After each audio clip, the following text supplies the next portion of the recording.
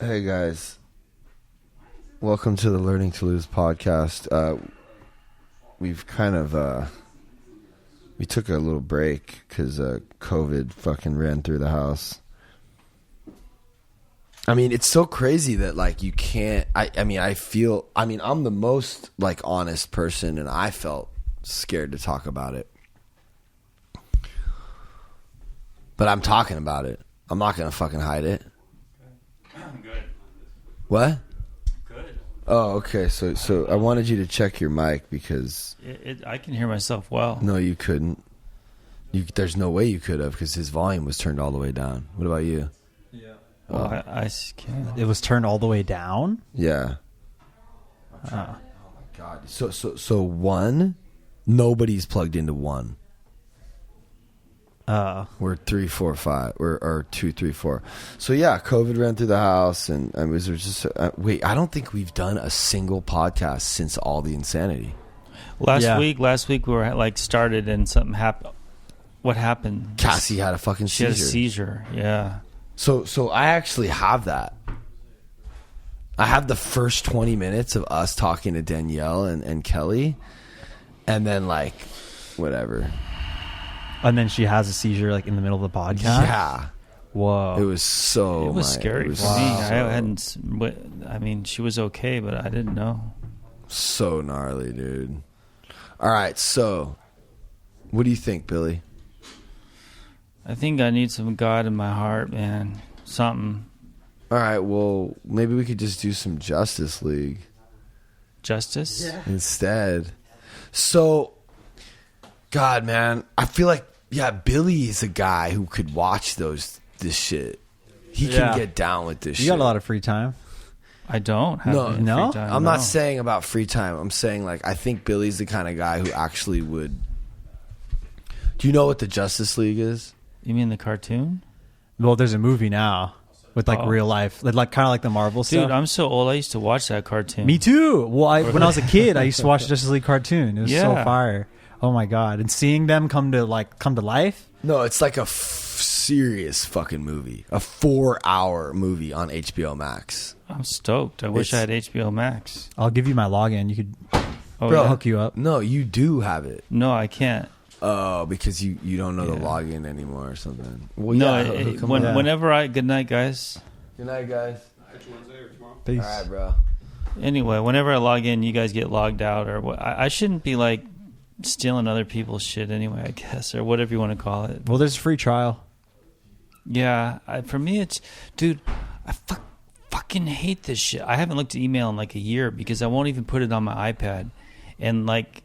I won't sign up for Netflix just because I don't want to go on there and figure it out. Not because I don't want to pay. I'm like technically spooked. Yeah, that's bullshit. It's bullshit. And I just listened to The War of Art today, and it was talking about resistance. Like, the reason I'm miserable is because I'm resisting shit. Yeah.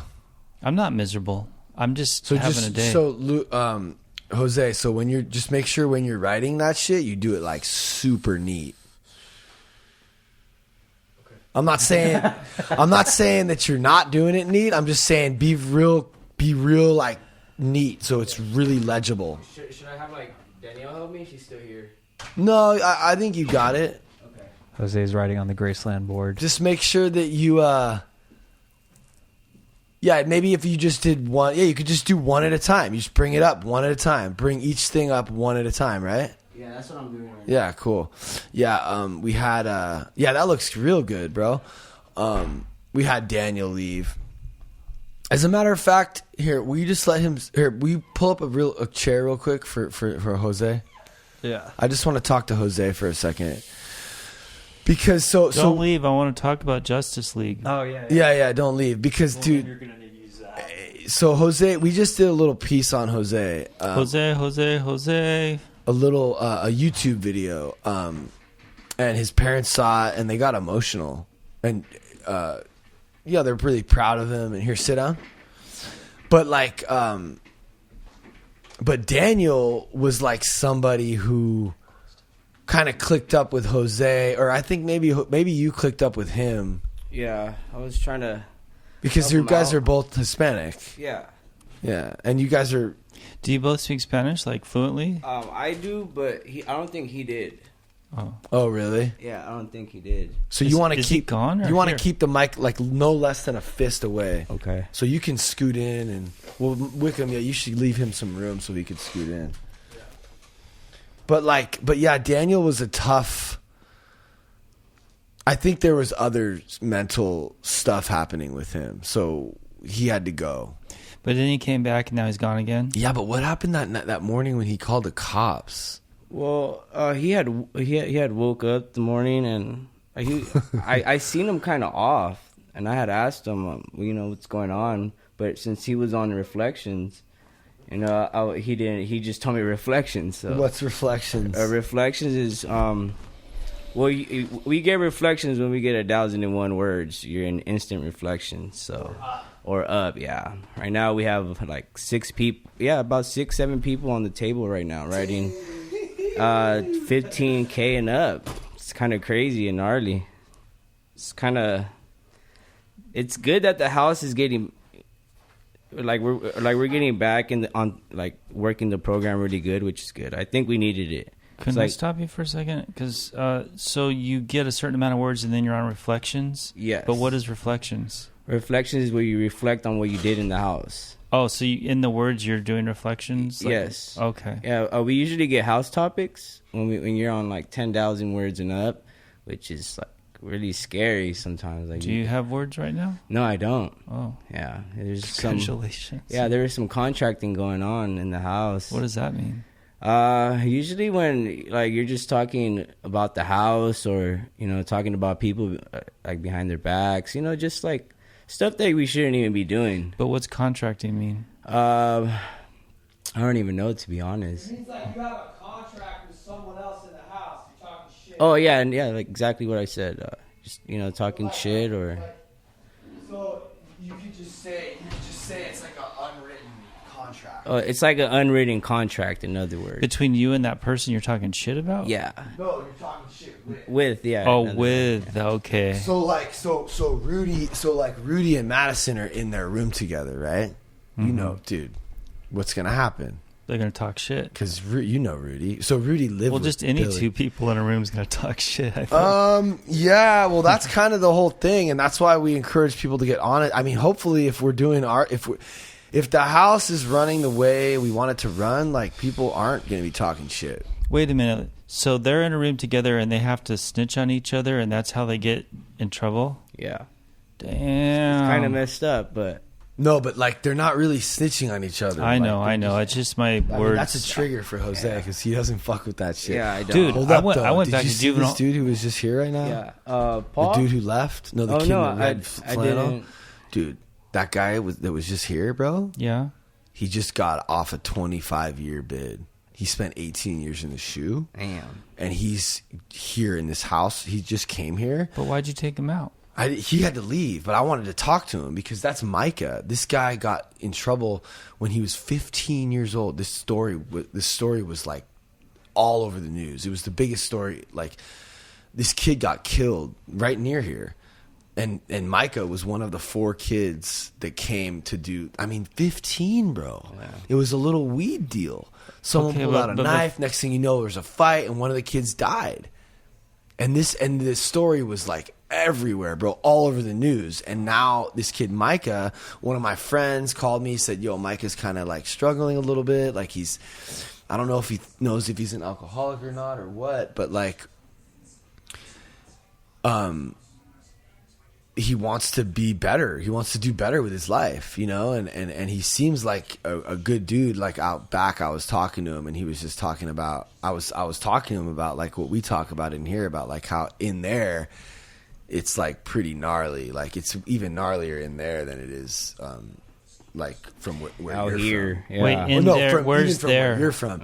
But like there's these details. I don't know where's there and there. In prison. He was in prison. For 25 years. Of course, bro. it's gnarlier than in here. I'm saying as far as like the telling on people thing.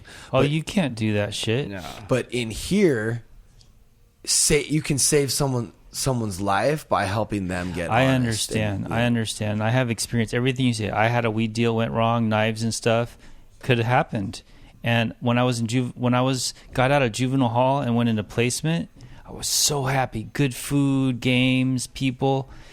I saw some kids smoking pot. I didn't say anything. I didn't even think it was wrong to not say anything, right? So they're smoking pot. So what? They got in trouble, and I didn't know that I did something bad by not snitching. So I just told people, oh, yeah, I remember seeing them smoke pot, and they sent me back to juvenile hall, and I cried. I was like, But I don't even like to use that. I really don't want to use that word here because it's really not the same thing. Yeah, I understand. I'm sorry. It's a pull-up. It's like you're literally lifting your brother up. Yeah, but if you say you're talking shit with someone else in the room, you're getting both of yourselves in trouble. Yeah. So they both are writing words and they're cleaning the slate. But what happens is that... So why do they feel guilty enough to do that? Are they like... We told them to do it. Yeah, right. But they didn't have to say anything, and they wouldn't have words. So they're just feeling so important. It's so important to them that they're going to go ahead and do that. Yeah, but bro, is that what's happening here? But even more shit came to light. The shit Abby got honest about taking a pill on the floor. She saw a pill on the floor in Woody's car. She picked it up and just took it. So drug addicts. That's we're such bad drug addicts. Yeah, my uncle used to steal my shit. He didn't know what it was, and he'd just take it. And there was a couple other things that she did that she was holding on to, right? And then next thing you know, like Caleb's getting honest, and then next thing you know, like Woody's getting honest. Oh, it's infectious. Yeah. Whoa. It's pretty powerful, man. I was kind of scared though. I didn't really want to write. I don't want to write one.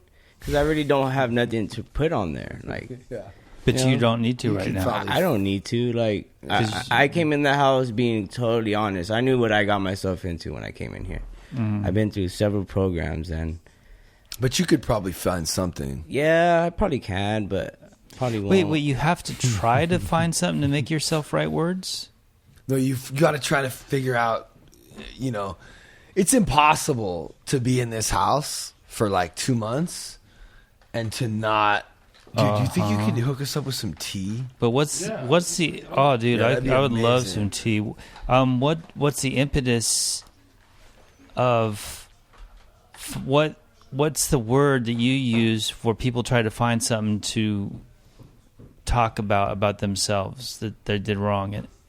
Like Jose's not in trouble for anything. So what is the thing that you're using for him to reflect and try to find something that he may have done wrong?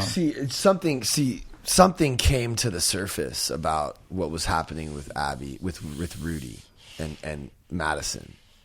Madison pointed something out about Rudy and her feelings, and then one thing led to another, and then it was like, okay, well, Rudy and Abby are obvious. I could just tell that something was off. You know what I mean?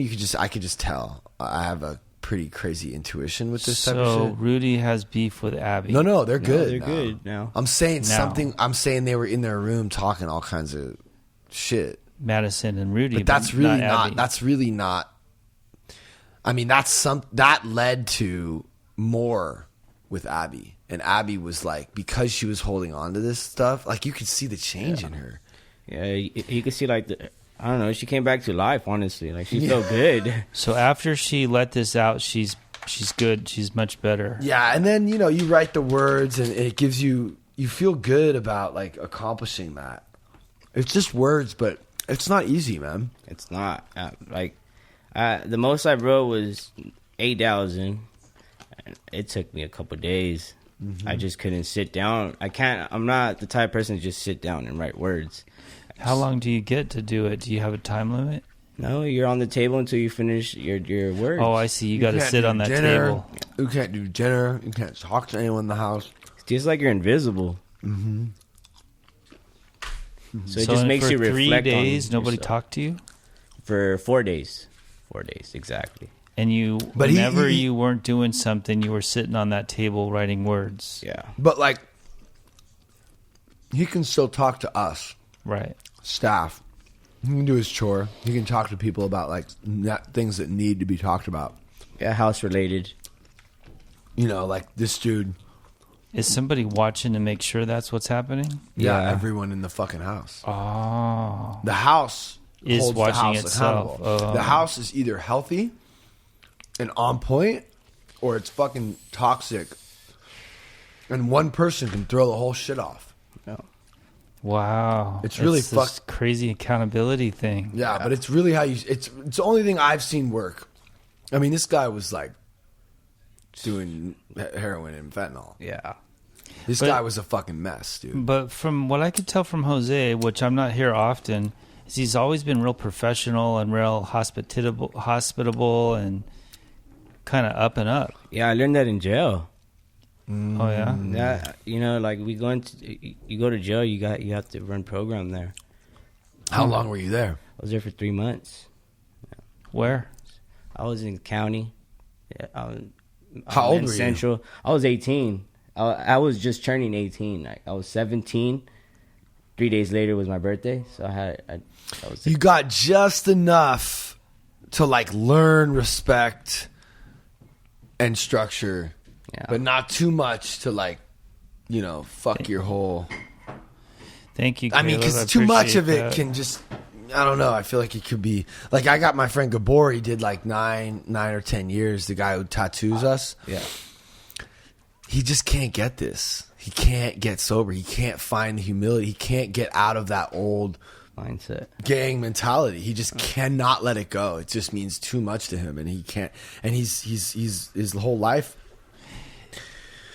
But is it that, or is he just doesn't want to let go of the relief that you get from the drugs? It's harder to get humble when you have that kind of mentality, because inside it's like independence is so important. Like independence, self-sustainability, like strength is so important. So, but over here, it's like all about like depending on your brothers and asking for help and humility and like, you know, vulnerability, and that's how we stay sober. What are you doing? I'm heating up some water. Thank you, Caleb. I'm really looking forward to that tea. But isn't that already hot? This one is, yeah, but I wanted to bring you guys more Okay, cool. hot water in case you want more tea. Thank you. You guys want like lemon, sugar? Nah, just tea is good for me. So Daniel, I don't think we would have been able to get through to him. He's still young. He'll get it. Maybe not now, but maybe later. He'll get it though. He just hasn't hit a bottom. Can I ask you about someone else? Yeah. The guy that kind of rambles. You can't tell like the timelines and stuff, or what he's saying is. What is he getting better, or more time will tell? He came in like completely a different person. Now I feel like he's getting there. The plane's landing. The plane's landing. By how is he making more sense, or? Yeah, way more sense. Like today, he shared on a Zoom meeting, and he was really watching his words today, which was really good. Right. It was really good to see that. He was talking about just his sobriety, which, you know, he usually just goes on talking about Jesus, talking about him walking from state to state lines and all that. And like right now, I think the Benadryl he took was, I don't think it's a good thing for him. Right. Yeah, you could just tell that. He was just, you know, back to his old ways. Yeah. It triggered something. Yeah. Yeah, I try to stay away from that stuff because it reminds me of drugs. But if I really need it, I'll take it. Yeah. Well, it just puts me in a bad mood. Like today, I took some for my allergies. I was just in my head too much. Yeah. Just like kind of pissed off. I'll get annoyed quick. Here at Wikum. Yeah. So how do you feel? Are you feeling better? Yeah, I had a spiritual awakening the other day at dinner. Yeah? Yeah, I was kind of iffy because I'm the type to just like work the program for like 2 weeks and leave thinking I got it. But that day at dinner, I was just like, I don't have it. I surrendered that day. So you can move this like When was that? however you want to. Sit back, whatever. It was 2 days ago, and then actually it started off 3 days ago, and then the next day it was just when everything hit me. Like my mom was like, after I did that video with for the house, Wikum. with Wikum, yeah. My mom called me. She was just crying, and then she was telling me about everyone's happy. You know, I never really had somebody to tell me that. Like I've always disappointed my mom. She's always had faith in me, but hearing that like just triggered my emotions. What did she say? We're proud of you, or we're happy for you, or what? Yeah, we're proud. They were proud of me. All right, like they text me a long paragraph yesterday saying that they're happy that I'm at Graceland and that they're proud of me trusting Graceland, because I never trusted a facility. I really didn't. I just never really worked the program like I've been working it here. But it's hard. This isn't like a facility. It's like we're all alcoholics. Yeah. Together. Even like me. Like I don't really have that. I don't really. It's a fine line I'm trying to walk because I need to be like the guy. But I mean, bro, like you already know I'm not bullshitting. Yeah. Like you just know. Like you can't. You can see it in someone's eyes. And Woody's not either. And Mikey's fucking. So we're just alcoholics, you know. So yeah, he trusts in the process and and this structure is the only thing I've ever seen that really works. It's interesting because it's like opposite. It's the opposite of what you would think, you know, or any other institution, because basically, Caleb, like something's going on here, bro. Like, what's going on with this water here? Like, what is going on, dude? Why don't you just use regular water, hot water? I don't understand. What's going on there? What? Hot water, like Is that normal? Yeah. Okay, cool. It's just cycling through like yeah, even to accept this coming from wherever, it would be tough. But I feel like I'm going to use my words because they're my words and I can't think about it. Like snitching, and anytime you do something wrong, telling on yourself, and then getting yourself in like words and reflections, and well, look, everyone holding everyone accountable. It's pretty wild. Yeah. So look, it's basically like, was what you were doing before you came here working for you? No. So then we're gonna try something different. Yeah. Right? No, I'm saying and it's not gonna be just a little different, because what we were doing out there was so not working that we need to just go the complete other direction. You know what I'm saying? Which is like you see someone like Louis or someone like Jose, you see like he's able to apply that same like energy to like do something good, and he's starting to really shine in the house, and like he's showing up for everyone, and he's like upholding the structure, and he's like, I mean, it's what we got to do to be kind, loving, useful people to ourselves and others in the real world, right? We can't be pulling shit or... Yeah, I mean, like today I was being real lazy today. I had to count, I think it was like 27,000 words total, because I'm the essay monitor. So I was just, for like 2 hours straight, I was just grading essays today. It was so stressful today. Whoa. And I can't sit down for like 10 minutes and not move around. But like, I feel like that's why I was trying to figure out what happened last night with the chore, because I feel like you're the kind of guy who can't really like, you can't allow yourself to like half do some shit. Yeah. Like you gotta like Can do we it. kill that? It's crazy. Yeah. Can you just tell Caleb how loud this is? Does he understand how loud it is? I think it's it's done. I insane. think it's almost done. Yeah, it'll be done in a second. But I like, should have just went don't through do this that house, again. man. There's so many things in my... I have an easy world. Well, I wouldn't say easy, but my business and everything, I've got to a point where there's just a few little things I need to do to make it better. Like discipline, like sitting down and doing those words. And But see, I'm actually glad you're saying that, because how long have you been sober? 25 years. 25 years. And he didn't even get happy in sobriety till... I don't know, 15 years. It took this guy 15 years to like get his shit Really? together. You know what I mean? Like, I'm trying to have people graduate this house and be like ready for life. You know what I mean? Yeah. Like, fuck the bullshit. Like, I don't want to be dragging my feet anymore, you know? And I learned that at Liberty House, honestly, I really did. And I kept going back, and I just fucking, but like, teach his own, you know, it's all good. Like, but you also, Well, you know, I was kind of convinced that I'm like, I'm damaged. damaged material, but I guess I'm not. No, you really can change that behavior, I think, and you really can. All those little things, I will. Yeah. You should come No, join I'm not saying you. I'm saying we can change the behavior, and we can learn new patterns and build a new character through this structure.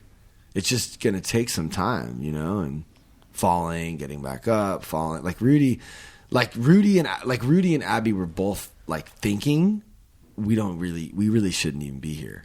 They were thinking that last week because they weren't acting right, and they knew it deep down inside. So they were able to get honest, and now they're fucking right. Did Abby get off yet? No, they're still on reflections, but they already feel like they're on the, like they started straying off the path, and we just kind of pushed them back on the path. You know what's funny about Rudy is I feel like if anybody, she could just tell, I don't need this shit, because she was already sober. Well, that's why she already had a job. So that's why it's tricky with her. That's why, because I get why I respect her for sticking it out and doing it. Yeah, me too. In that position. But it's also like when you have your mom and your employer and me all telling you that this is really what you need. Like I'm not like, we're going to be all right without her. She needs the house more than the house needs her. Yeah, but you need her for your job. Or Veronica needs her. Well, I mean, we could replace her, but she provides value. Dude, I love fucking Rudy, just like I love everyone in this house. But she was just off base and off track, and that entitlement and that shit was coming up, and it all came out in that group. Do you think that's all ego though? Yeah. Yeah. I thought so too. I really did. Yeah, it's like entitlement, it's ego, it's I'm better than everyone here. I don't really need this shit. When I feel like now she thinks she does. She's back to recognizing that this will be good for her, and she can show up. And when she shows up the way we need her to, the way she needs to, she's able to help everyone else in the house. And rather than helping everyone else in the house, she was just dragging her feet and contributing to the looseness of the house. So every once in a while, you need to do some shit like this. I remember Liberty House, they would go on these lockdown, double scrub, like the house is on lockdown. No one's leaving, everyone's scrubbing, and writing for however long it takes. When the house really gets out of whack. Yeah. It's almost like this organism, Mm-hmm. And when the structure's working, everyone's doing good. But it's hard when you have new people coming in. Oh, you got a couple. There's a girl. Is that girl new? There's a new girl. Yeah, Abigail's new. Casey's and Blue. Yeah. Casey and Blue are new. I feel like... And then, that's another thing. Maurice is new. But, that's the thing is, Maurice is here for a reason. I like that kid. I don't know. Yeah, he's real humble. He's dope, but, it's wait. Which one's Maurice? Oh, the dreads. Oh, okay. But see, here's the thing, though, is, yeah, we like him. He's great. But why is he here? Right. Well, what's wrong? You know what I mean? That's going to come up. Yeah. And he's going to have an opportunity to look at it and get through it. Yeah. And deal with it. Because if you just get sober alone and you don't deal with the character stuff, then you're not going to be able to stay sober. No. And if you do, you're not going to be happy. Yeah, that's totally true. Or even just the community, because this kind of forces you to have a sober community, because that's probably the strongest part of sobriety, or at least it was for me, was there's other people that are sober with you. Yeah. And calling themselves that with you. If you're by yourself, in COVID, doing that alone, fuck that. Yeah. Fuck that. I don't know how people did it. I don't know it's possible. I don't even know if it's possible. Well, that's how Tullis was doing it. He got sober in COVID. It makes it harder, dude. It's really hard. I can't wait till this shit is chilled out, so we can all start going to meetings and shit. I relied on meetings for my life. Even though I didn't stay sober, I went to meetings for years. It was just I could go to a safe place and see the same people. It's that rat experiment with the rats with addiction, where they're feeding the rats. They're giving them in their little drink thing. They're putting cocaine in it and getting them addicted on it. and the way they figured out how to like get them out of the addiction was to like surround them with like other rats and like have a community of rats, and then they stopped going to the cocaine water. I heard if they have a good environment, they don't go for the cocaine addiction. Yeah. That was a misconception. Yeah. So what are you doing right now? Right now I'm doing the I have to type up some essays, give people some topics, and I got to fix the board. I got to make sure everything's on point, and then I could go to sleep. Oh no, actually I had to do my 10th step in my PV. Damn. Then I could go to sleep. Yeah, so get to it. Yeah. Get Dude, to do it. you guys do Thank anything you. for fun Thanks, around Jose. here? I mean, shit, man. They've had enough fucking fun. Yeah, they're in the pool earlier, like fucking having a blast. They today. laugh You should have all the seen time, them. Yeah, bro. That's the thing. Is like I feel like we need this structure. Like they thrive in the structure. Yeah. Like, and then now we can finally laugh together, and we know the monkey's off our back. But like the circus is kind of still in town. Like that's what they told me one day when I first got sober. I could really relate to that. It's like. Yeah, they have a lot of fuck. I feel like they're probably all having more fun, whether they realize it or not, than they've had in a long time. Mm-hmm. You know, Caleb, what do you think? What? What do you think? About what? Well, what's up with this tea, first of all? So here, let's talk a little bit about this movie stuff, because I got to tell you, at this point, all I'll watch is I'll just rewatch Marvel and X-Men. That's the only thing. Oh, dude, you would love Justice League. That Oh would my be God, perfect for you to. it's- It's a breath of fresh air because it's like a different tone and. Let me just tell you this really quick. So I met the lady who made the X-Men's movies. What do you mean made it? Like was she like the producer? Or? Thank you, bro. She is maybe the producer. Do you know her name? Because I can't remember. Well, I know the guy who made it was Bryan Singer. What water did you use for this? So then what would That's from. Maybe she was like an executive producer or writer or something.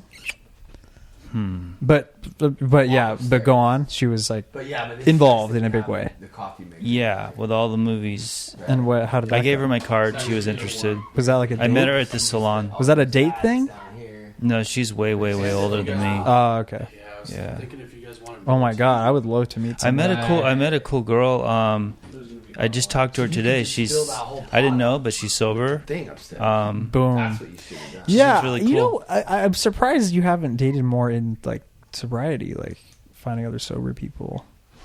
Well, I guess it's hard because of COVID. I mean, Yeah, I've he did a been whole- basically married he's- for 8 years. Yeah, he's done a lot. But before he got married, he was like. Oh, okay. Dude, AA is where you meet girls. Yeah, I You're met so sober. many girls. I got laid so much in AA. Really? Yeah, because there's always new girls. And you see him every week, so there's not like an excuse. You don't have to ask Exactly. him out right and then. then you're fellowshipping. You're always hanging out. Yeah. It's so much Makes easier. it easier. So this fucking movie. Oh, Caleb, can I have a cup of tea, dude? Or- Absolutely. Yeah, it's I feel like it's being made. It's gonna take 5 more Oh, minutes. He just okay. made me one. Because you're special. So look, this movie came out in 2017, Justice League. What? It's a bad movie. Oh. Okay, the director's daughter died. Wikum is the person who told me all this, and then he did a recut. It's twice as long, and it's actually good. It's the first time I've ever seen a movie ever go from being bad to good based on like adding footage and recutting it. And the new version is So they used the same movie and they fixed it. Yeah, they Dude, moved a it's couple things. Amazing, and it got a good rating. It's got an 8.2 on IMDb. It's Batman, Aquaman. Superman, Wonder Woman, Cyborg. So did they use footage they already had? Yeah. There's so a like bunch of- so they made like a 2-hour long theatrical cut with a different director.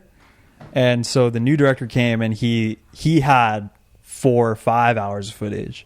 So he added his extra 2 hours of footage and he filmed some more scenes and he like re-edited what was already there to make his vision.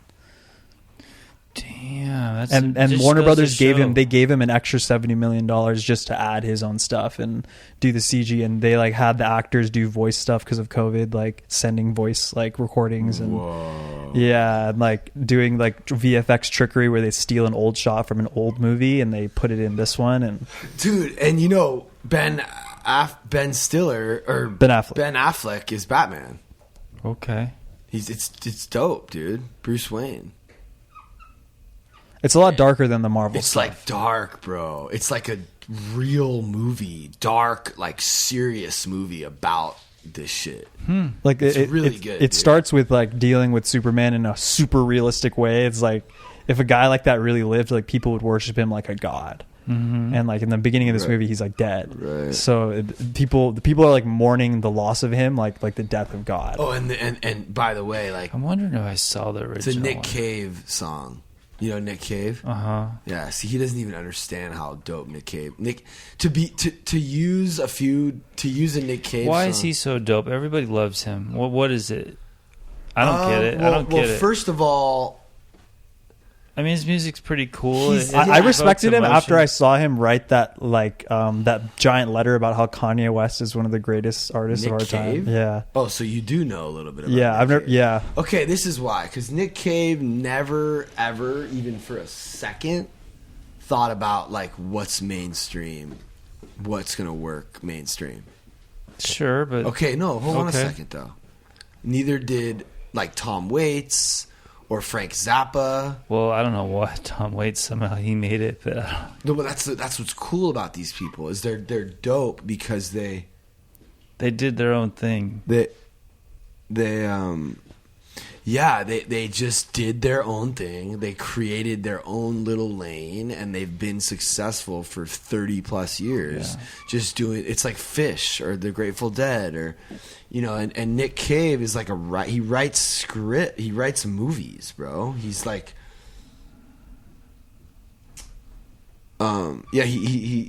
he wrote the dude. Have you seen The Proposition? You really should watch that. It's really insane.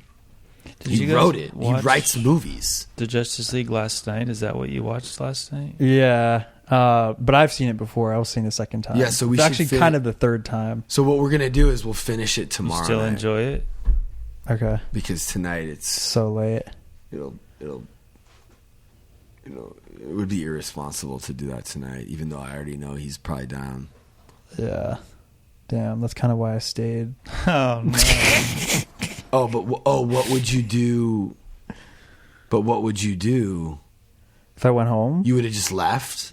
yeah, How are you gonna leave? Oh, like and then we just finished the podcast. yeah. I mean, we could maybe watch it here even. Yeah, I mean, if it's too late, that's fine. Why don't we can just like tomorrow. watch it right now? Like, what would you do? You want to watch the whole thing, or do you want to watch like where we left off? Well, of course I want to watch the whole thing. Right. So we would have to like start it over again. Yeah. It's okay. You guys can watch. But I feel like you don't really need to watch. I feel like he could just jump in where we're at. I want to Yeah. see dead Superman and all the people mourning over him. Because that makes sense. Of course people would worship someone like that. Yeah, and He would like- become like an occult Yeah, following. So he I does, can't- and in the previous movies, he like does become that, and he has to deal with that responsibility. He's like, I'm just a farm boy, not a god. Is And he it good, though, deals in with this? that, yeah, the ideology of the whole But thing. wouldn't you just get a power trip too if you were worshipped like that? That's the whole thing about Superman. He's a Boy Scout. He was like raised on a farm by like a humble couple of parents. He's a good boy, you know. But even good boys could go bad. Well, that's kind of what the movie teases on. Is something there's things that happen to him that make him go bad. Oh, So he yeah, goes this bad? is what we should do. Okay, what? We'll watch it here. Okay. We'll finish it here. Okay. It's only 10. Yeah. We'll just finish it here. So if you want, Can we start doing more podcasts? Yeah. Because Marin and people who really blow, and Joe said this. I was listening to him today. He said this is you get them hooked, right? The audience, and you need to keep like you do with your social media every day. Bam, bam, bam, bam, and you hook them in, Yeah. and then they're in. Well, I mean, look, yeah, and I think the key to that is to make them shorter. That's fine. Like this, like we're done. What? Yeah. I'm saying like we doesn't need to be that long. We can still talk, but I'm saying if we do another one tomorrow or the next day, it doesn't need to be that long. Yeah.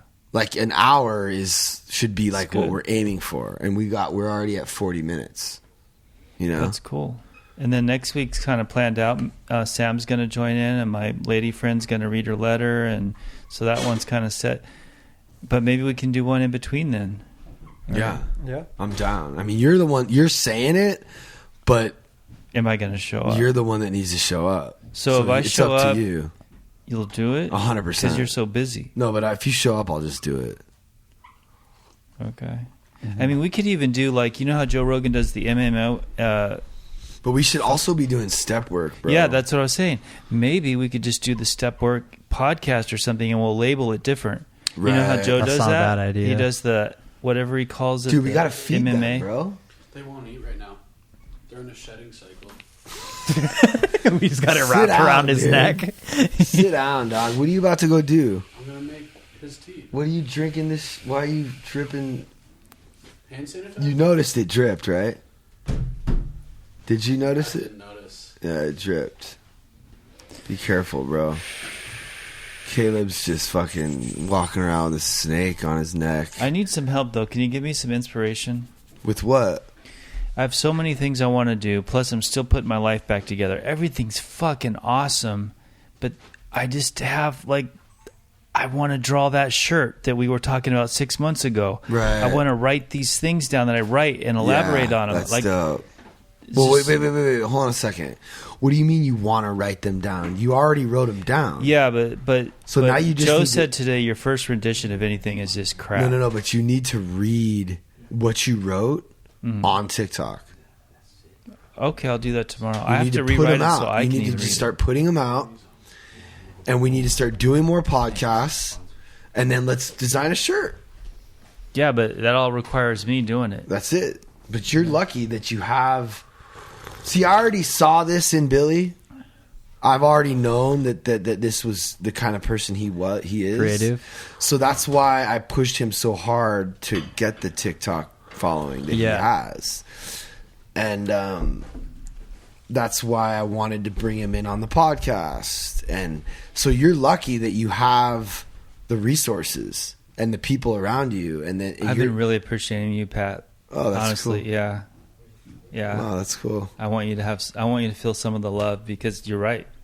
Where would I be if I hadn't met you? Yeah, you can like come here, bro, and be like, you're fully a part of the Learning to Lose family. Like, you could totally just come here and be like, yo, let's do like a shirt. And we could like do a shirt. And like, you can post about it. And like, you know, we can talk about it on the podcast. Well, we kind of did one, remember? That one worked out pretty good. You guys liked that one. I mean, we came up with the idea together. Yeah, that's still selling, bro. I mean, I wasn't real happy with the design, but that's the good thing about you is you're like, here it is, let's send it to the artist and let's get it out. We've already sold like a bunch of those shirts. I'd still be drawing it. If Right. Yeah. Well, that's the thing. So the director's daughter died in the middle of filming. She this. committed suicide. Wow. See, it's hard for me to imagine that didn't have a lot to do with him and his work. Putting his work first. See, whenever I hear about this kind of shit, like Marlon Brando, like he had the most insanely fucked up family life. Steve Jobs, I'm sure that, I mean, anybody who's accomplished anything, it's very, very difficult to balance that. Yeah. Well, even I mean, that's like part of the reason why I brought Veronica in, or I've been wanting to bring her in more, because if she's a part of it, then she doesn't need to be. I want everyone to be a part of it. Yeah. Then we can all use the collective Is she getting energy. neglected now that you're so busy? That's so weird. That's what she's been complaining about. Wow. Yeah. But like, oh, you mean like me over there? I mean, your home life. 'Cause Well, here's the crazy thing about someone like Veronica is she doesn't even care about that. She's just tripping that she's not getting enough, like learning to loot. Like she's not getting enough attention on the content end. She's mad that like I'm making all this cool content, and she's over there with Rudy. She's kind of the star of the whole thing, and she doesn't have like Right. Kaya, CJ, Wikum. She feels like and I'm like, dude, whatever you want. Here, let's let him sit down real quick. Just want to talk to Caleb real quick. This is one of the more scattered podcasts, but that's cool. Yeah, it's fine. So now, like, I've been telling you, like, go to her house, go to our house, come over before you get here. Yeah. But, like, for some reason, you just can't. I know, I just keep... You can't do it. Yeah. She has to come here because it's all. Do you understand? I'm gonna do it. I'm just gonna take the black magic home tonight. Oh. It's just the fact that by the time I get here, it's like too late. So I need to take the camera home and just go straight. I'm telling you right now, bro. Come to the house tomorrow. Okay. Make a TikTok for yourself and watch it just I blow know the it fuck will. up. Yeah, it for sure. Before will. I leave the house, I get in my little Rudy Veronica shit. I know Because it always does well. My account needs that shit right now Yeah, too. so just come over, grab the black magic, do a little TikTok, film a little whatever's going on. Rudy and Veronica, it's like magic. It doesn't even. It's gonna be something. It's always something with them. Yeah. You know. And then film 10 minutes of that could be like a sprinkled in through the episodes.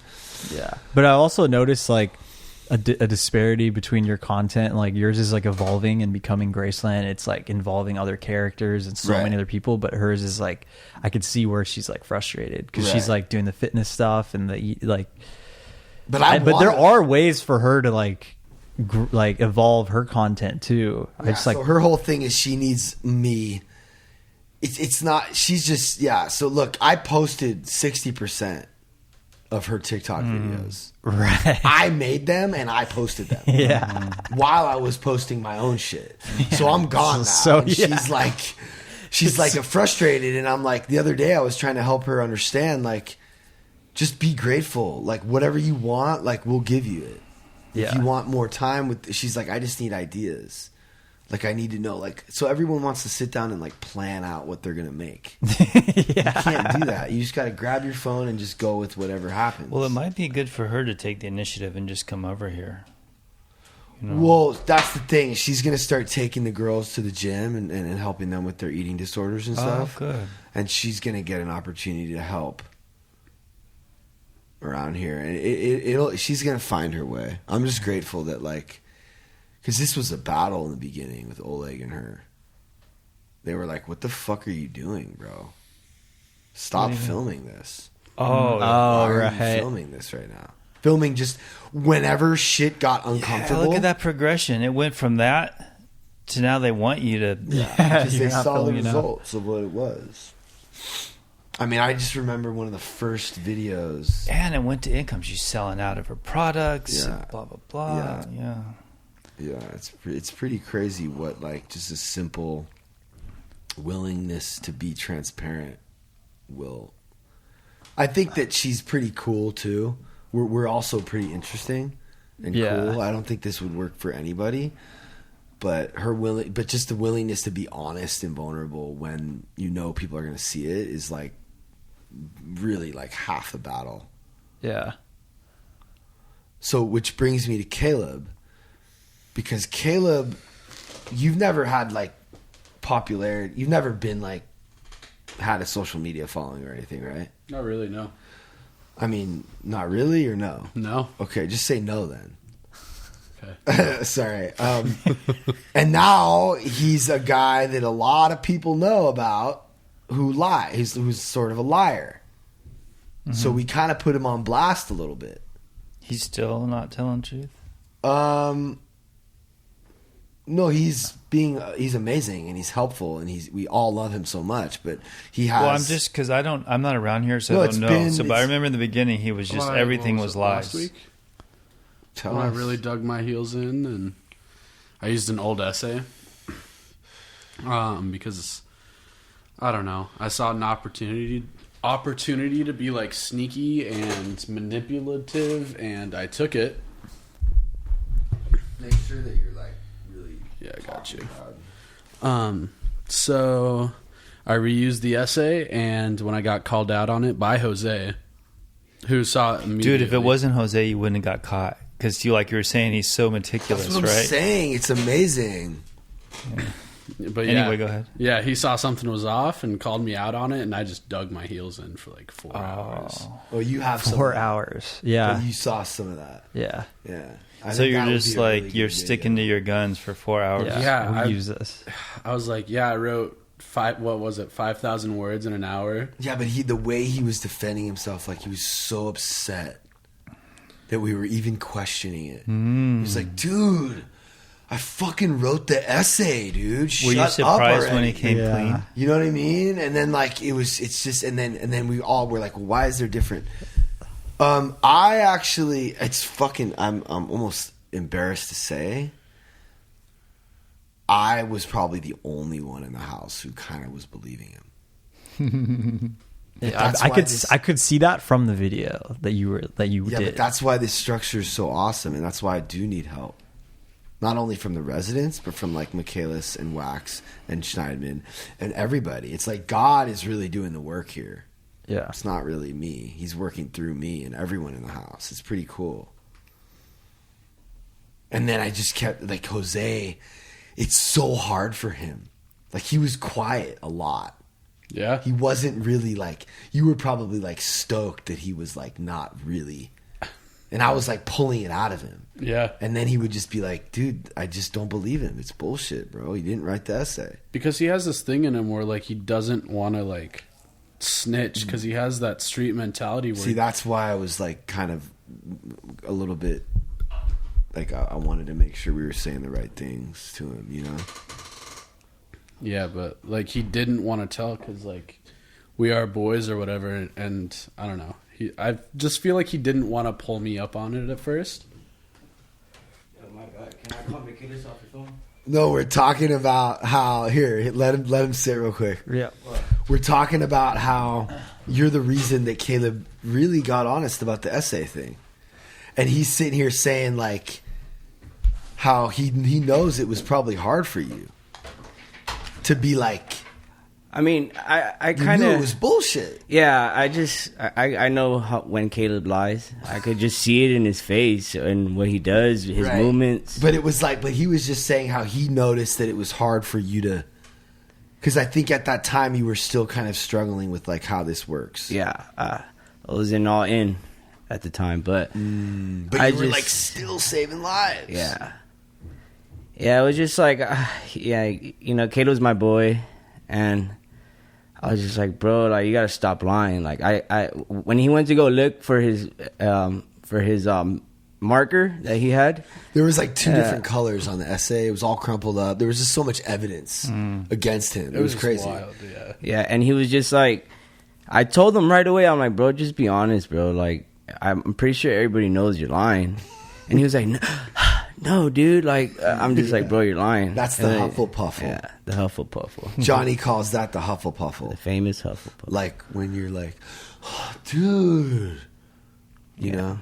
But I kind of get where Caleb was at that time, because he was helping the house a lot. Like, he was just taking Yeah. control. So and he was going over and above. So he had this essay. He's like, whatever, dude. Like, but you not doing that essay is you not respecting the structure and what's actually most important for you as a resident. Yeah. It's not showing up for us staff members. It's showing up for yourself. Yeah. Yeah, and rewriting that essay, and then some, and really sitting in my feelings about it, really, I guess taught You're me good. a lot. You good? You can finish. Yeah. Oh, no, I'm finished. I gotta go get everybody's sponsor. Cool. Can I come finish with us? Yeah, go for it. He's got a big book study here soon, but Alright, for sure. In the house? no, in Bali. Oh. Yeah. Dude, Michaelis is showing up like big. He's answering FaceTimes. I just find it so amazing that people are taking their time and Jason the and effort. Michaelis. I mean, it's really profound. He's talking to Michaelis right now. Is Michaelis sponsoring you or no? Jason. No, but like I can call it. He said. But I can Jason's call him sponsoring whenever. you. Yeah, Jason's sponsoring him. Yeah. Michaelis is sponsoring. Michaelis is sponsoring Louis? Or, oh my God, I really need to stop with that. Jose? Yeah. Yeah, it's like, I feel like. Jose's got two sponsors. I would love for you to step up and maybe take a sponsee. Are you even willing? Do you think I could actually do that? I don't know. I'm kind of questioning myself these days. No, I think you absolutely can sponsor someone in the house. All you need to do is answer their calls and take them through the book. You can do it through. I can do that. I mean, why? Yeah, you can do it the 12 and 12 way. I mean, you fucking helped me for sure, and I think it would also help you a lot, you know? It's fucking beautiful, man. It's like, who would have ever thought that fucking 13 sick, newly sober alcoholics could better our lives? Me, Jason, Michaelis, Prosser, Wax, Pilly, Brett, Mike, Chris. All of our lives are better because of these fucking lying, manipulative, alcoholic babies. It's weird, right? Isn't that weird how it works? It's strange, but isn't that like the theme of so many stories?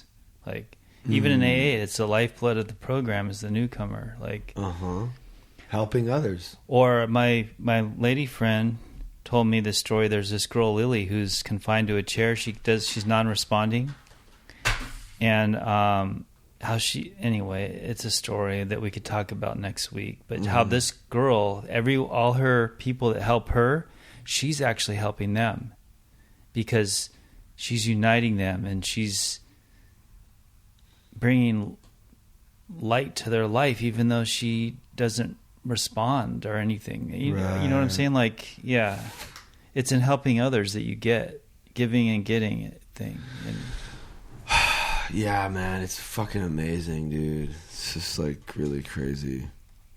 Like I remember like coming here one morning, like really early, or early for me, and like I don't know if you remember that. It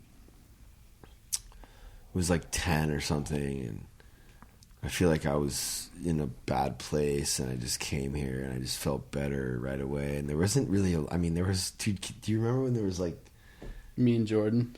Dude, there was 2 people here. He got to see this thing grow. What is that like for you? It's been like a roller coaster, honestly. I mean, with everything that went on with my like lying and everything, like through that and everything, but damn, I'd like to question you about that. So you came in here sort of almost like basically you just made shit up, almost pathological. He had no money. And so you were, I don't understand. I got on the plane knowing that I had no money in my account. So you were navigating life on stories that weren't true. But what did you for think how long? For how many years were you doing that? Since I graduated high school, since I moved out of my parents' house. Basically. Well, how old are you? I don't know. I'm 23. Okay. But like, you didn't really even think like into the future. Like they're gonna. I don't know. What were you hoping was gonna happen? I was hoping my parents, at the end of the day, were gonna be like, "Okay, yeah, we'll help." Wow. You're somewhere good. You're somewhere that's gonna actually help you. What made you decide here out of anywhere? How'd you find this place? I've been following Pat for a while, like since I went to my treatment center, and when I got out of treatment, I tried white knuckling it for like a month or 2, and then I just started smoking again. I was in Colorado, everything was available, and ended up moving back to Nebraska and really getting into like a dark hole. And I saw that the sober living was opening up, and I thought it was a great opportunity. So can you say that one more time? We'll just ask that question one more time. What made you find Graceland, and why did you decide to come here? And Caleb, like why he decided to come to Graceland. I'd been following Pat for a while, and just the message kind of really spoke to me about vulnerability and everything else, regardless of like how much I was lying. But when I saw that the sober living was opening up here, I saw it as like a great opportunity to maybe pull myself out of like that dark hole that I was in. And you decided to just fly out here. Yeah. With no money. Yep. See what happens. I don't have any money. Maybe you thought maybe my parents will pay, but they wouldn't. No. They didn't. No. But now it's been 2 months, and his fucking name is at the top of the board, and he's showing up. It's pretty. Yeah, no. When I think of Graceland, I think of you, because you came in. I mean, you just changed so much, and I was like surprised because you were lying, and everyone's like, "That's got to be hard to face," but you didn't leave, and you stepped up, and now you're like, I seen you around here. You're like pulling up everybody, and you're like doing. He's holding his clipboard. He's helping out. He's making us tea here, but not in a way where everyone thinks you're a punk or something, right? Like in a way that you're being helpful and loving about it, or I don't know what the proper word is, but non-egoic. Well, yeah, you try to have some humility when you're walking around here helping everyone. Absolutely. Yeah. I've always had a passion for helping people, though. That's one thing that I've always had a big heart for, especially with my dad's line of work being a pastor. I've kind of always learned to be of service, and But here's the problem: is he if he doesn't help himself, he can't help anyone. So he keeps trying to help people, and he's never had an opportunity to really show up for people. So now it feels like a puzzle piece. You finally are able to fit into this puzzle where now he can help. Now you can. And he's showing up in such an incredible way. I just feel so grateful that I had the intuition to let him stay. Yeah, and it's like you've been given now the opportunity to do what you really want to do and fill your heart by being useful and helpful and of service. And change my life at the same time, build a new personality and really find who I am as a person, honestly as a person, and not believing all those lies that I had been telling for so long. Right. But actually digging deep and finding out And it's like even you and Jose, it must feel good to have Jose be your boy, right? And have your back, right? It must feel good. Yeah. I really appreciate that I have somebody that can really pull me up. Even with Jordan, sometimes he struggles to pull me up on stuff. Just because he also has that street mentality where he doesn't want to tell on anybody. Yeah. Well, also you. Just to go back to what you were saying is you can't. That's why this works is you can't really grow unless you're helping someone. It's in the teaching that you actually are learning it. So without him helping everyone else, he's not really going to grow. But yeah, this structure and me being able to help everybody else, I think, is what's helping me heal, through all that damage that I've done, and it's helping me find a purpose almost. So can I just ask you, so you came from a good household, your father's a pastor, missionary kid, pastor's kid, and so how'd you go wrong? What went wrong? I moved out of the house at 19. Why? Because I was tired of my parents keeping me accountable. Was it too much, maybe? I'm just wondering, people who come from a seemingly pretty decent upbringings, how they get fucked up. Yeah, man. I mean, the church thing was always rammed down my throat. Too much. It was pretty intense, yeah. So how do you feel about church now? I'm finding I'm rediscovering, I guess, who God is for me and what God looks like. Yeah. Sorry, I keep cutting you off. You're good, but I saw the opportunity to get away from all that. So I moved in to a party, a college party town, moved into a party house and really started drinking heavy. Right away. Right away. But you weren't doing that before? I went from not drinking at all. Caleb? Yeah, that's ready. Wow. So did you love it instantly? The alcohol and absolutely. I loved the escape that it would give me. Oh, the fact that I didn't have to face any of the problems in front of me. Wow. Yeah. And so it was kind of just a slippery slope from there. Ended up moving. And what about the lying? Where did that start? You just felt like you had to cover your tracks or something? A little bit, yeah. But like even from like a young age, I always had kind of a problem with honesty. Like even like just little stuff I'd lie about to my parents just for no reason. Maybe just to see if you could pull it off or something, or maybe I can't really pinpoint it. Huh. I think a lot of it was trying to like, I'd get in trouble to like kind of try to get that attention from my dad, because my dad was never around. He was always doing church stuff, doing marriage counseling, stuff like that. So I get in that little bit of trouble, and then I'm like, oh shit, never mind, I don't want to be in trouble. Try to lie my way out of it, and then I'm stuck in this sticky situation. So maybe it was like a form of control or something, like trying to control the situation. Maybe. Or something. Huh. But yeah, after I moved to Kearney, Nebraska, after that it was just a slippery slope. And then you found yourself just feeling miserable all the time. And then I found Molly, and I've never done that. Ecstasy. Oh, yeah, I've done it a couple times. That's but I think it was shitty, the stuff I got. Yeah, yeah, that was my DOC, and I was like trying to like self medicate, like, and self. I'm trying to think of the right word to use here.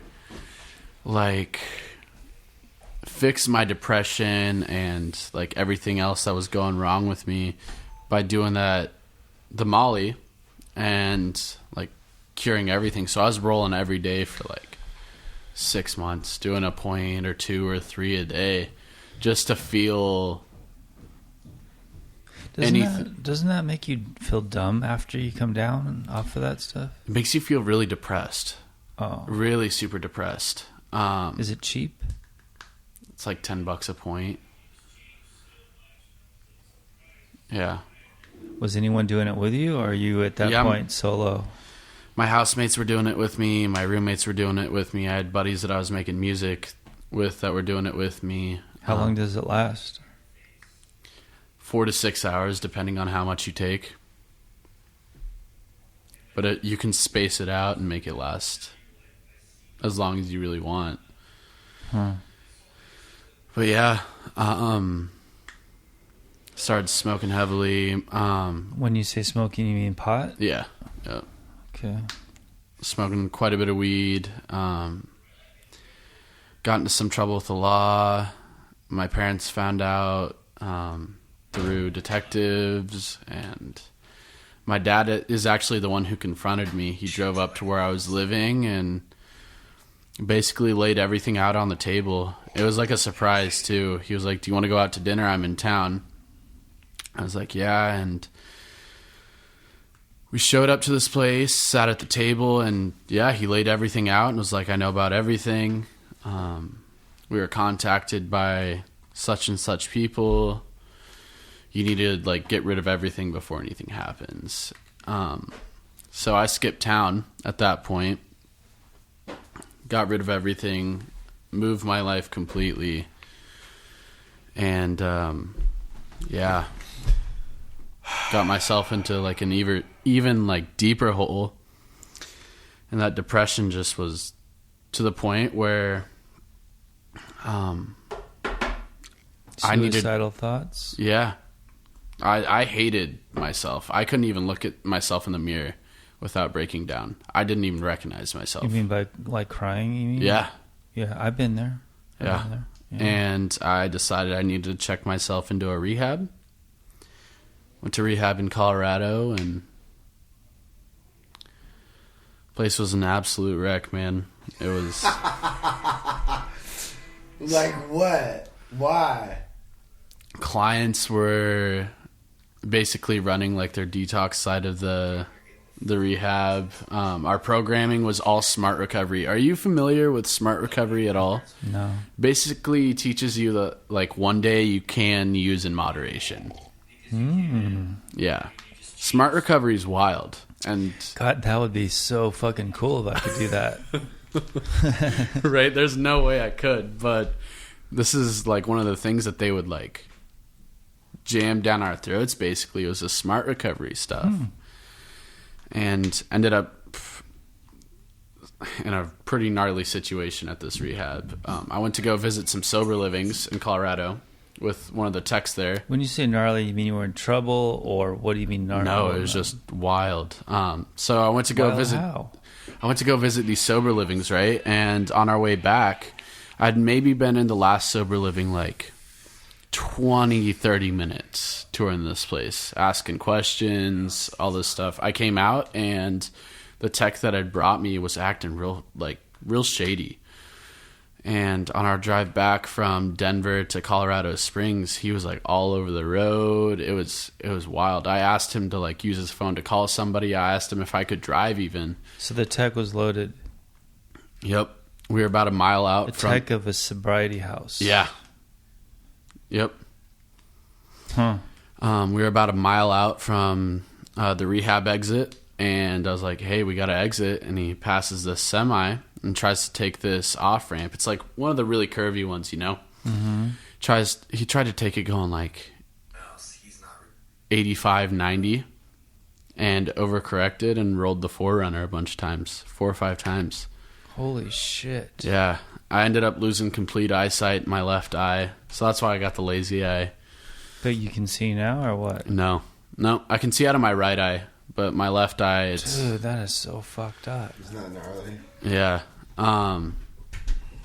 They kept me like in a singular room for a while too. They wouldn't let me come out because they didn't want me talking to anybody about the situation. Fucking, you go to a sober living and the guy... Fuck. Yeah, I went to go tour the sober livings. Yeah, he got arrested for DUI, reckless endangerment, a couple other things. It was his 4th DUI. Did you have too. any other injuries, or is that was just about it. So you banged your head real hard or something? Yep, on the dash, and I had to kick my way out of the car and pull him out. The first thing he said when he crashed to was, "Oh, I fucked up." I was like, "Well, no, dude, you should have punched him right then." No shit, Sherlock. But yeah, after rehab, I moved in with one of my buddies from rehab, and he ended up overdosing, and it was like just like way too much for me because. So you were sober all through this? I was smoking weed through the whole thing. Not at treatment when I got out. Sober living. Yeah, when I was living with one of my buddies from rehab, we were down in Pueblo, Colorado, at one of his parents' house, and yeah, he ended up overdosing, and it was just like sensory overload. So I moved back to Nebraska, and so is your dad like a hard ass dude or something? Is he super strict? Like, yeah, he was always pretty strict on us, but after he got out of ministry, he kind of started to realize like how much that line of work affected like our whole family. Do you have siblings? I do. I have 2 older sisters that live here in the States. One lives in Pennsylvania, one lives in Nebraska. And then I have a younger sister. I'm the only boy. And then we had some foster kids. Like, I had some foster sisters that still live in Brazil. And all girls, huh? You're surrounded by girls. All girls. Huh. Well, that could be good. You could be like the baby boy or something, or I guess. Something like that. I was the middle child, too. Twin older sisters and a little sister with special needs. She's why we moved back from Brazil, like, originally. Brazil? Yep, we're in São Paulo, Brazil. That's where you grew up? Yeah, for most of my childhood. We're there with the Christian... Do you speak Spanish? It's Portuguese, and no, I don't. Oh, yeah. Yeah. I can speak a little bit of Portuguese, but like not enough to hold a conversation. So when I'm home and my parents want to say something to like my sisters that I don't understand, they'll speak in Portuguese. Oh, they all got it. Yeah. Okay. Yep. It's in there somewhere. I just have to. Yeah. Re-access well, you know, it. Jonathan Shaw speaks Portuguese. He's probably in Brazil right now. Jonathan Shaw. He's a guy that he used to come to the meeting and stuff. Oh, awesome. Yeah, he's cool. He's an interesting guy. But yeah, dude, my dad was always pretty intense and pretty hardcore. He didn't really understand the whole addiction thing either at first. They don't. Those normies don't really get it. No, he was kind of like, why can't you just stop? But now he like kind of probably does, huh? Yeah, I think he's starting to come around a little bit. What do you mean a little bit? They both are like. Are they paying now? Are they behind you, or what? What's going on? They with gave that? us like $1,000. They're helping out as much as they can right now. My mom just had reconstructive surgery done too, so. So okay.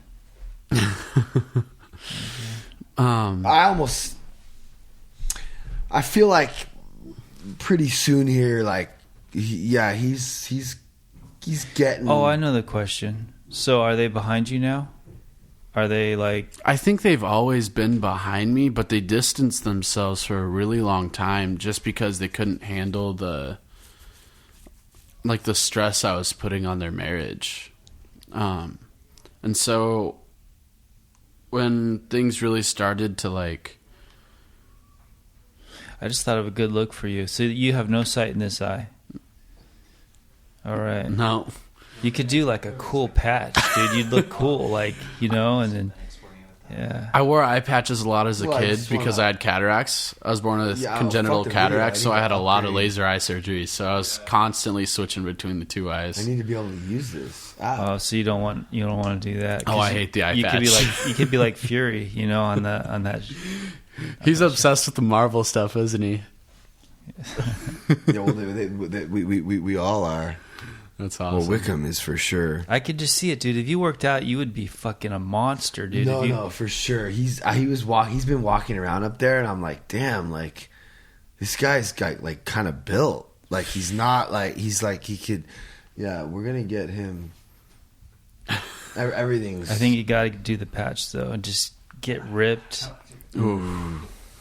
Yeah. I wasn't always like this big either.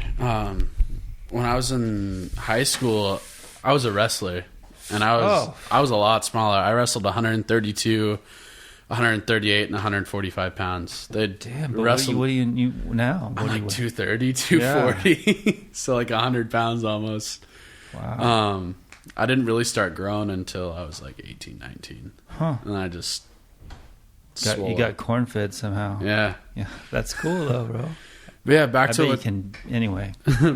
what you were saying about my parents. Yeah, I think they have a lot of faith in this program and in Pat and everybody here just because of the change they've seen, even in such a short time. I've only been here, 2 months? Yeah, it hasn't been that long. I know. The whole house hasn't even been open. You were the first, weren't? Were you the first? One of them? Yeah, basically. Jordan was here like before basically anybody. Oh, that's right. Yeah. But so what are your plans? What do you want to do with your life?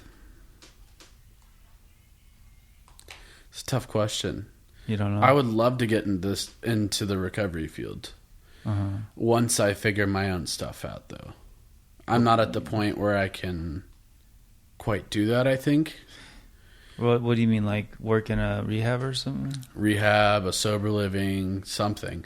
I've worked in like similar settings. I worked for like a group. I've worked for group homes before, Rocky Mountain Kids out of Colorado Springs, and I grew up. I spent my teenage years in a group home. Did you? Yeah. Yeah. I was a house manager for a group home for boys from the ages of 13 to 18. Well, that's weird because you're only 23. So when were you doing that? Were you using at that point? That was right before I moved back to Nebraska. I no-showed on my last day and took back off. But I was 22. So that's it, Wikum? You just give up? I think these... Up? What are we doing? I think we should try to do that. I'm worried about how But yeah. You know chokeholds, you know a lot of moves. You should show me a few moves that could help me out in a situation. Okay. There's just a few that you could really are useful, Absolutely, yeah. And we had to use a lot of like restraint training at the group home that I was at because some of these kids just were wild. We had knives pulled on us. We had forks pulled on us. Oh shit! All sorts of wild stuff. Yeah. And what do you do? I mean, first you try to talk them down, right? Absolutely, yeah. So we had one kid at one of our facilities who had just come from like a lockdown facility. and he was off of his meds and everything, and he had found a construction spike outside and had kept it in his room, and a drywall saw, so just like a little like blade basically. And we had told him that he was on like basically like a grounding, kind of like what we have here with reflections. And he had a freak out, tore the house up. And then it's me and one other dude that were working, and this other dude's built like me, just a gorilla of a dude. Mm-hmm. And so I was right behind him and double chicken winged him basically. Mm. And he grabbed the blade from him, and we grabbed the bag with the spike, and I mean it wasn't anything special. He was like maybe 100. So do you have a resentment against the dude that crashed and fucked your eye up? Absolutely. Because I'm thinking that's got to be a heavy resentment. Because I've been fucked up with other people driving, and I told them too, like, just be cool, you know, and they still fucking crash and change my life forever, right? Yeah. That's a deep one, man. And I begged him to let me out of the car. Yeah, like you're like, you know what's going on. You're like, what the fuck are you doing? Like, let me the fuck out of the car, or just be cool. And then when you get injured, it can change your, well, obviously your eye, you're not going to be able to see out of your eye unless technology like catches up or something and fixes that. But and the wild thing was my counselor and I there got really close. She still is one of my best friends to this day. And after the accident, I was sitting in her office doing a report about everything for the sheriff's department. And I get a call from Orange County. And I pick it up, and it was the CEO of the company. And he was trying to bribe me not to talk to attorneys, how much? reporters. They were going to offer to put me up in one of their sober livings here in California for free. Gotcha. He was going to get me a car. They were going to get me a job. Should have got like 20-30 grand out of that. Also, I'm in the middle of a lawsuit right now. Oh, okay. Well, then you're going to get hopefully more than that. Yeah. Something like that. But yeah, just all sorts of wild stuff. But yeah. So how's the resentment affect you? Do you think about it sometimes, like when you're trying to go to sleep? Or? Every day.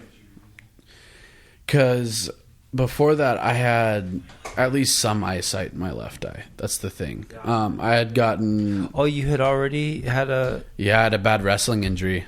Oh, so your eye was already partially... I had a partial retinal detachment at first. Oh, okay, that makes sense. So you hit your head and it detached. Yep. Okay. And I had a couple surgeries. But after that accident, like, it went black. Completely black. No light. No anything. And like every day when I wake up and like I have half vision basically, like it just cycles through my head, like that anger. But this eye's good. Yep. Perfect. Yep. Well, It's a lot. That's a blessing. That you have one good eye, you know. Yeah.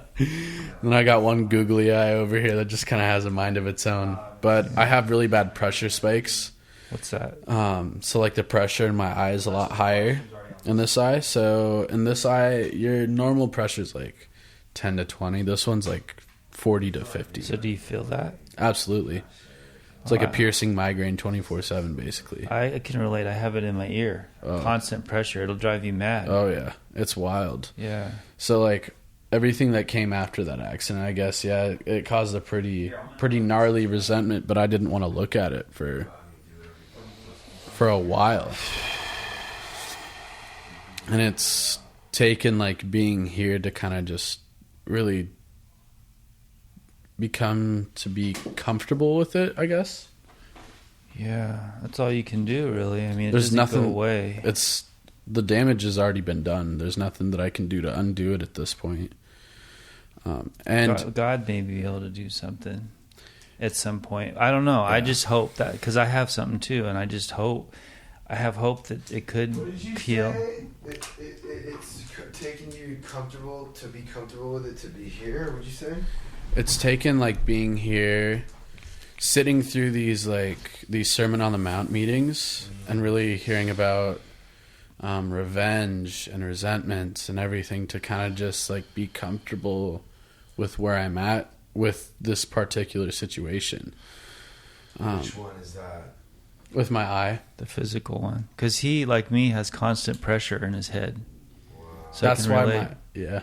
Sorry. Okay. That's why this eye right here, my left eye, will go like pink sometimes and just go red. But yeah, that's why sometimes during these Sermon on the Mount meetings, I just sit there and I just think. He talks about miracles too, and he talks about healing. If you have the realization like high enough that healing can happen, and I hold on to that because maybe it is possible. Yeah, maybe. The idea of a miracle though, like that, just is something so far out of my train of thought and understanding. But even though you grew up religious, you don't. It was rammed down my throat for so long, and So how do you feel about Jesus now? Fuck that guy. Oh, what? I think I'm starting to become comfortable with the idea of something else out there. Is that you? That's you're not down with benevolent and, Jesus though. I don't know. That's the thing. I've become so numb to it for so long over the years that I don't know what to think. What do you mean numb? Like you either you were down with it or you weren't. What do you mean numb? Like Tim's so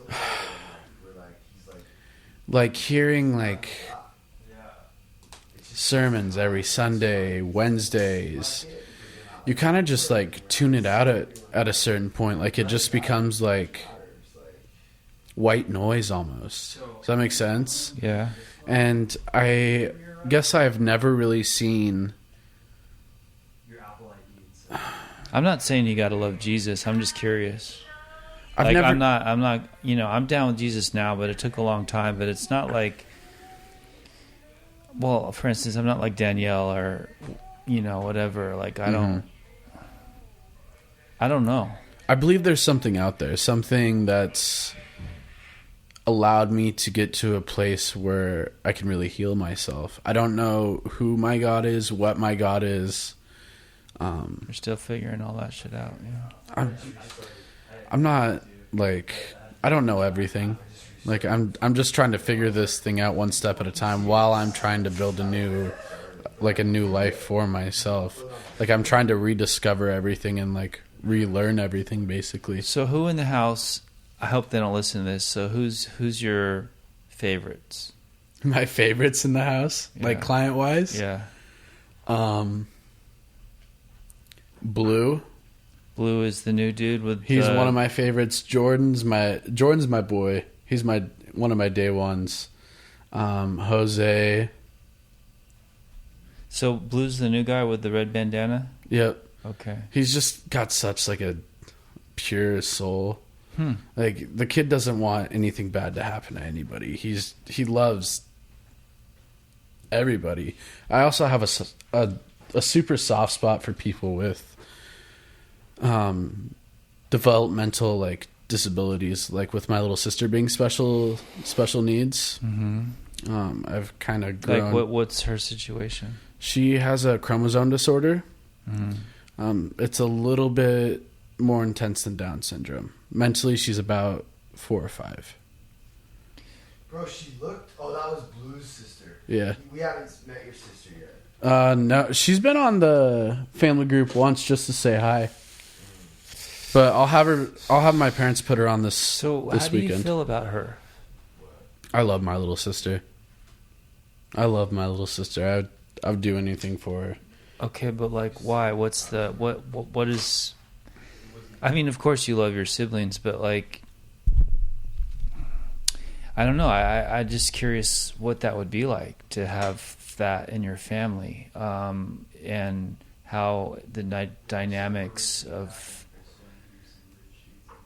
that would be. So do you think you love her more because of her, what do you call it, a disability or a condition? Or? Yeah, I guess it'd be a disability, yeah.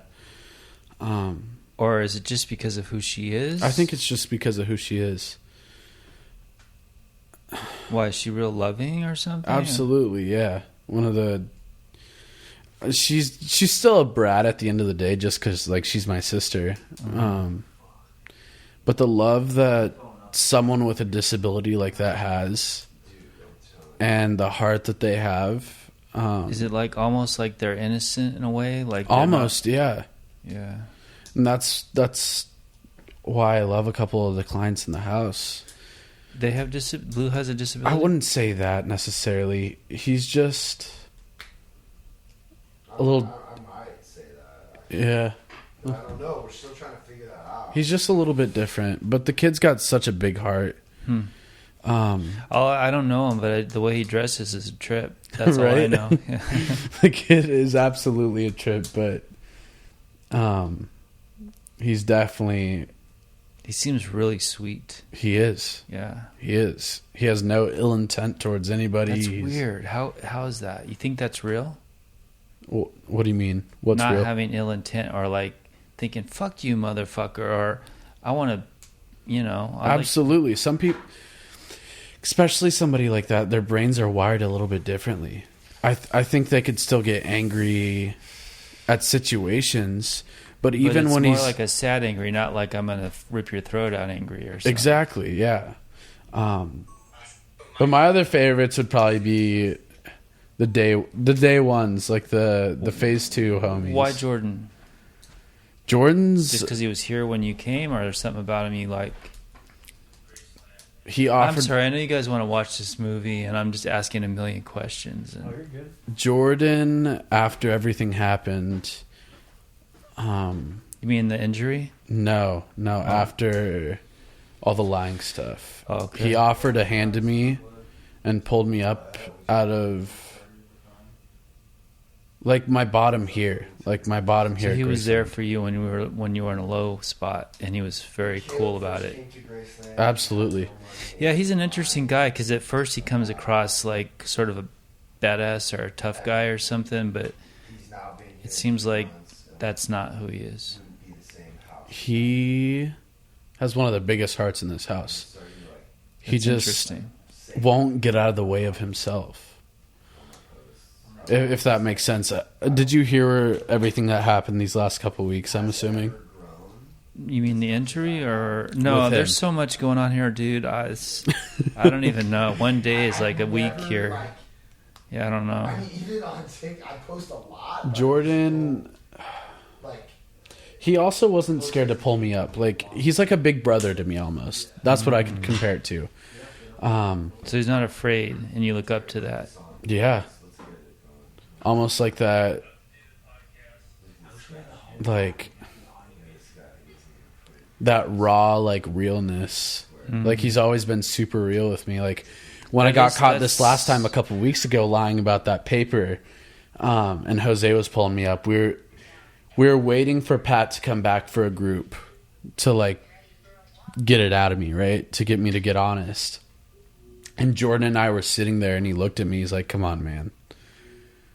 And like that disappointed, like big brother, like Come on, what? he was like, "Come on, man." Oh, Almost like with that like disappointed big brother look, you know. And I was like, "Fuck, you're right. You're right." is that when you just decided to? Yeah, I called Pat right after that. I was like, "Yeah, Pat, I lied. I reused an essay." But yeah, Jordan's always been super real with me. He's always been the one to like hold me to a higher standard. Hey, you can't put a movie on while I'm doing this unless let's just end it. no, he's just gonna pause it. We're not like he's just getting it ready. Should we quit, Pat, or what? Yeah, I mean, Okay. well, I mean, I want him to finish his thought. What is he saying? I've gone in to ask him about what he thinks about the different people in the house. I know, it's amazing. Yeah, Jordan But nobody has always held me to a higher standard, which is nice. Dude, Jose and Caleb's, it's good audio, and like what Jose said is really good. Yeah. For the show. And also what he said about, I mean, dude, I just made a dope ass fucking post about him finding. My other favorites in the house, let's see. Rudy and Abby. What do you like about Rudy? Because I have a little experience with her. I know you do. I've heard some of the experiences. Yeah. She's a goofball. Oh, she's fun. I love that she's just like a ball of like light. Oh. Okay. I don't know. I think she has a really good No, energy she's to goofy. her. Yeah, she's fun. Like fun. She is a blast. And I feel like she has a lot to offer. I don't know. I just think she's great. And then Abby. I'm going to ask you a real question now. let's you don't hear have it. to answer this, okay? But Okay. if you feel inclined to, so who's your least favorite in the clientele? My least favorite. Yeah. My least favorite would probably have to be Lovey. But I still have a lot of love for him, and I still care a lot about him. Of course, but so what is it about him that bugs you? Just like the constant need for like attention almost. I feel like this whole stunt with him going back home and everything was just like a cry for attention almost. Yeah. Do you think most of the people in the house feel that way about him? Yeah, I mean, it's come up in dinners before, man. Like how even today when he asked about his program, because he had a check-in program with Rudy, right?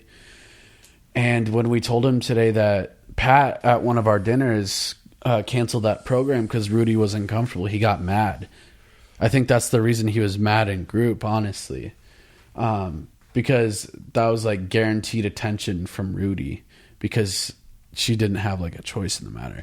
I don't know. There's just little things Plus, that have Rudy's happened. a cutie too, so he's probably likes that as well. Right. But I just feel like he tries too hard to like gain that attention, which is something that I've struggled with too, like with all that lying and everything. Like it was almost like I see a big piece of me in him. That's usually the case with the people that annoy us, huh? But yeah, I think that's the reason that I get so worked up when he does stuff like that, is because I see a big piece of me like, in him. So yeah, he would probably have to be my least favorite. I feel like things can always change depending on the week because things are always happening in the house. Yeah. But yeah, you got any other questions for me? No, I just want Pat to like take us out if you would. Yeah, man. Sorry. Welcome to the Learning to Lose podcast. That's it. Okay.